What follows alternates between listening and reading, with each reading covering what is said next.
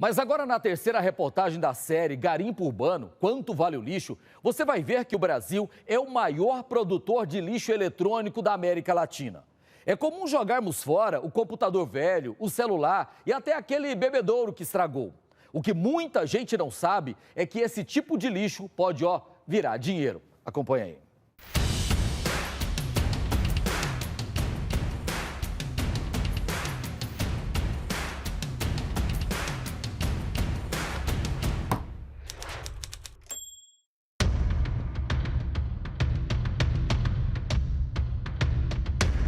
Todos os dias, uma grande quantidade de lixo eletrônico é jogada fora em áreas ambientais como essa e até misturada ao lixo comum que vai parar nos aterros sanitários.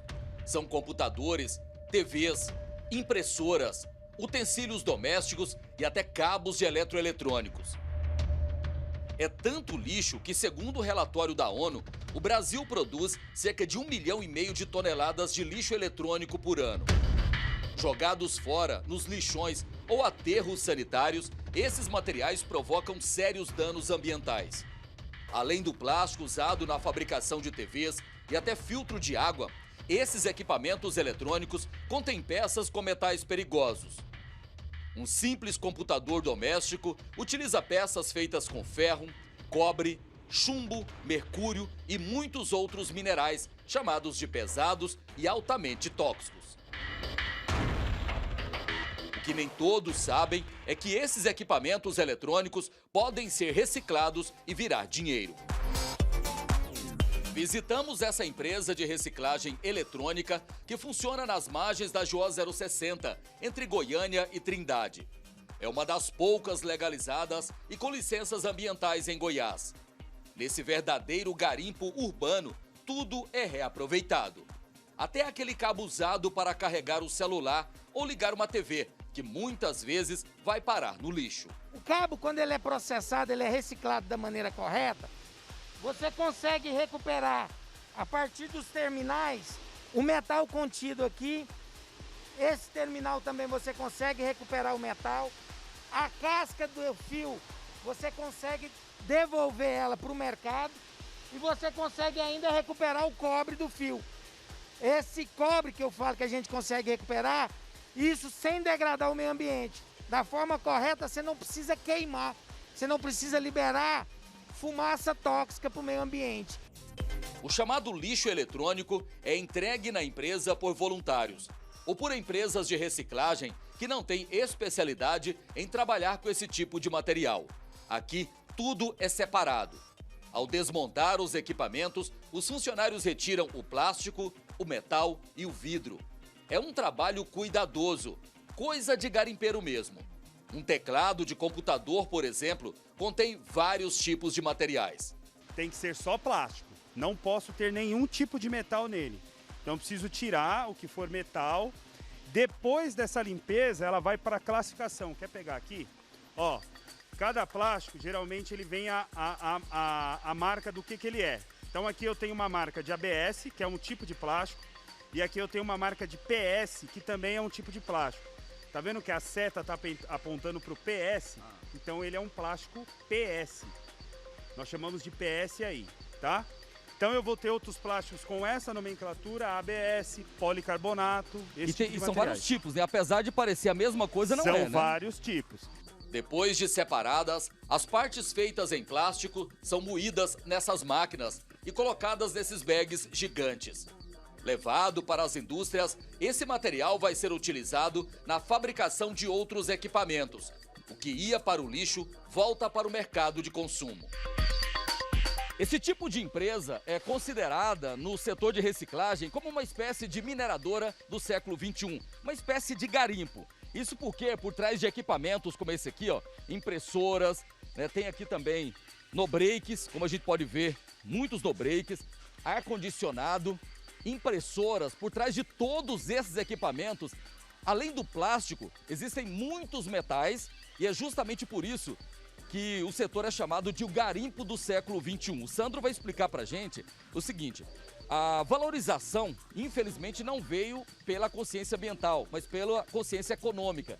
Porque as peças, os metais retirados desses aparelhos tem um valor muito grande no mercado e também se deve à escassez de outros minerais, né? Quando você desmonta todos esses equipamentos, você consegue extrair o ouro, a prata, o paládio.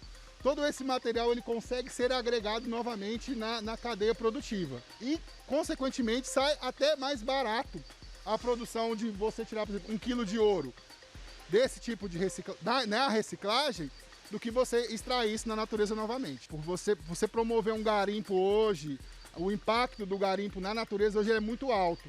E quando você promove a reciclagem do material eletroeletrônico, você tem esse ganho social, econômico e ambiental. Para se ter uma ideia da importância da reciclagem, uma tonelada de celulares usados pode gerar até 3,5 kg de prata, 130 kg de cobre e 340 gramas de ouro. Fundador da empresa, Ramon diz que desde 2012 trabalha com esse tipo de material. Tudo vira dinheiro, mas nesse tipo de mineração urbana são as placas retiradas de celulares, computadores e até eletrodomésticos que vêm atraindo a atenção dos recicladores. Ramon explica por quê. Essa placa é uma placa de televisão, né? É uma placa bem... a gente considera ela mais simples porque o valor agregado dela é menor. Ela tem basicamente cobre e alumínio, né? O cobre estaria o quê nessas... Esse aqui é cobre. Esses pequenos transformadores aqui são cobre. Essas partes que você está vendo prateada são alumínio. Aqui são as placas mais complexas, as placas que têm metais mais preciosos, né? São, apesar de ser em pequenas quantidades por placa, né? Microgramas, mas quando você junta volumes grandes, você consegue recuperar. Que tipo de metal que tem numa placa dessa aí? Essa placa ela tem prata, ela tem ouro, ela tem paládio, ela tem platina. São placas que contêm metais preciosos. Normalmente retiradas de que tipo de aparelho? Computadores, notebooks, aparelhos de celular, aparelhos que geralmente têm processamento de dados, que têm necessidade de guardar informações, principalmente que usam chips, microchips. A maior quantidade de metais ficam nesses pequenos microchips. Gerente da empresa de reciclagem, Sandro denuncia que a maioria das empresas do segmento funciona de forma clandestina e acaba descartando muito material de forma irregular. Como num garimpo, tem empresas que retiram o material que vale mais e descartam o restante nos terrenos baldios e áreas ambientais. O chamado lixo eletrônico é uma mina de dinheiro. Mas trabalhar com esses produtos é perigoso. O vidro de TVs e computadores é usado na fabricação de porcelanato, mas manipulado de forma irregular pode provocar doenças.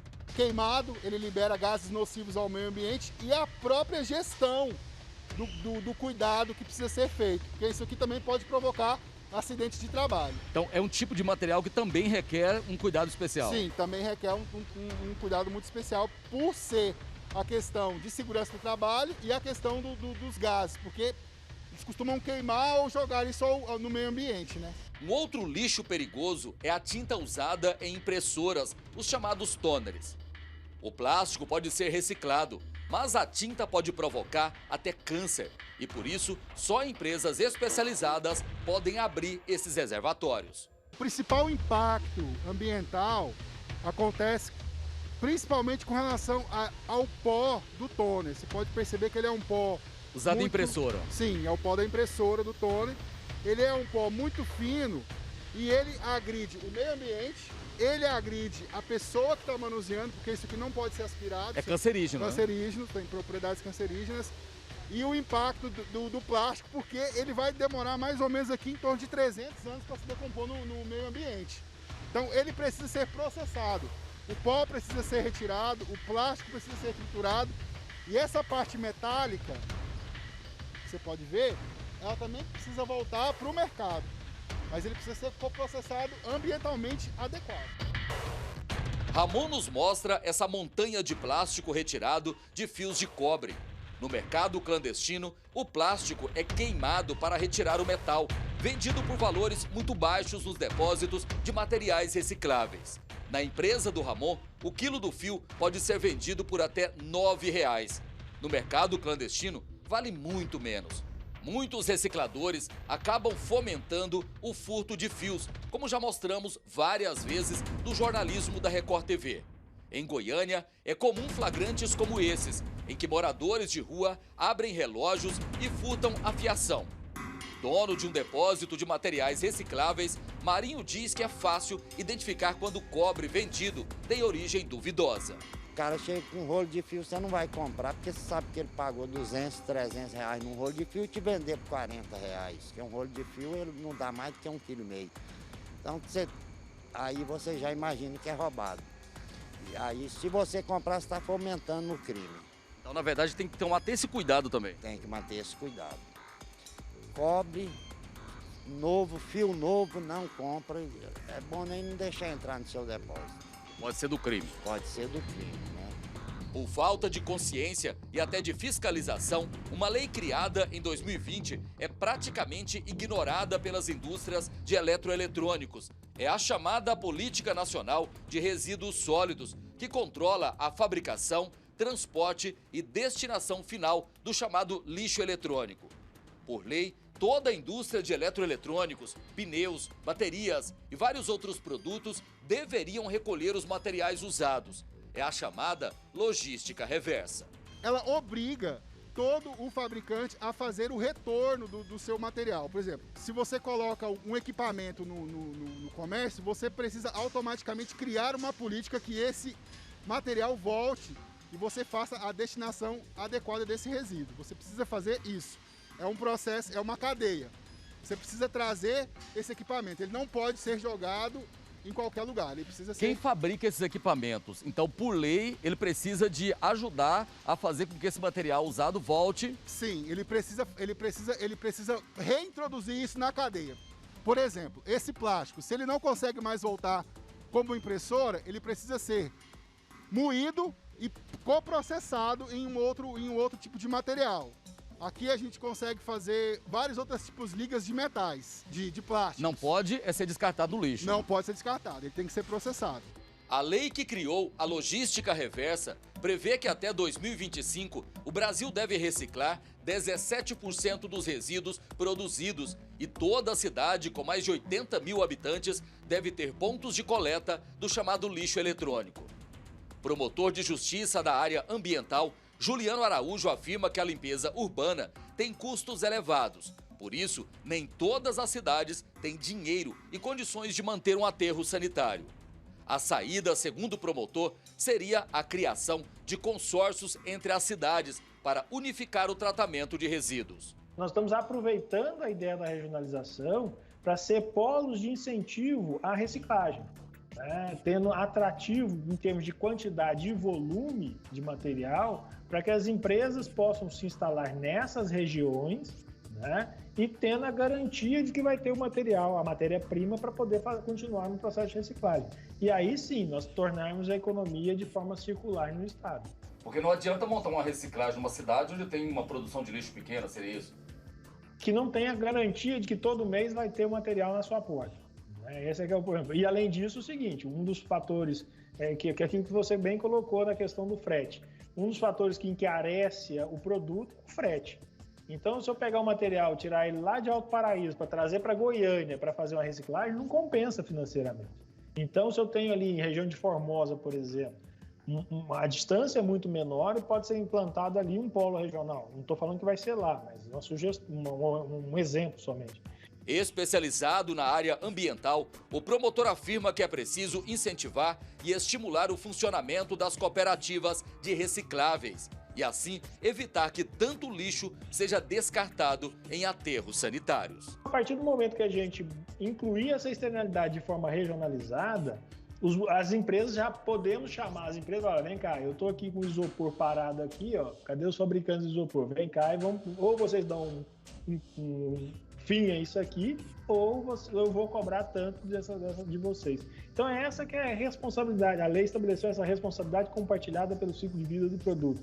É complexo? Não. Cada empresa, cada indústria é responsável por uma parte, inclusive o consumidor final também é responsável. Então, assim, a gente começar a colocar essa responsabilização precisa ter escala, ter volume. E essa ideia da regionalização é buscar essa escala e volume, não só para tratamento, mas também para o beneficiamento em termos de reciclagem. Segundo o promotor, o lixo não é um problema só das prefeituras, mas de toda a sociedade. Está na lei.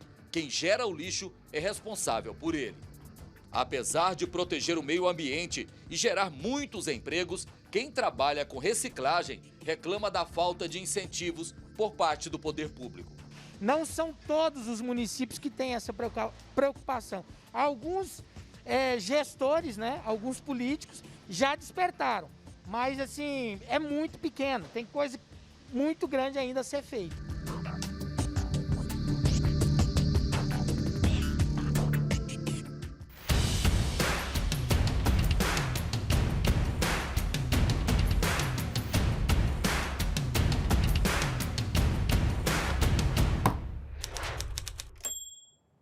Vocês viram aí, né? O lixo não é responsabilidade do prefeito, do governador, do presidente da República. É nossa como sociedade.